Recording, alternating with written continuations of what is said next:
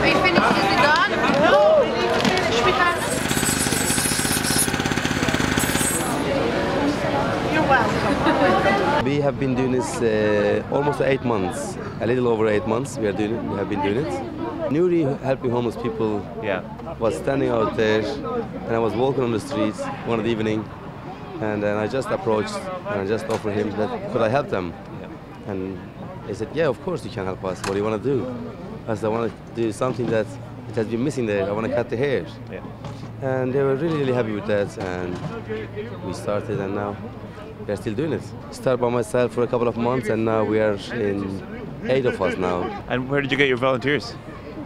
To be honest, they're all friends, and one of them work with me, and the other 6 of them are close friends, the people that just wanted to do helping. Everyone who get their hair cut, would everyone be homeless, or could anyone's hair come We have cut? been going through a lot of. It's actually a very good question, and I want to mention this something here.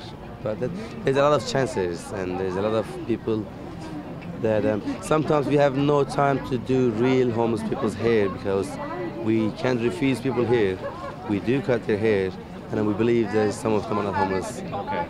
So people just coming up on a Friday night and seeing a good Turkish barber. It's for free, you know what I mean? And how many haircuts do you get through in a night? The less we have been going about 13, 15, and usually we go about 18 to 20, 22 heads in 2 hours time. We are here for humanity. We are here for. We have to give back something to society, you know.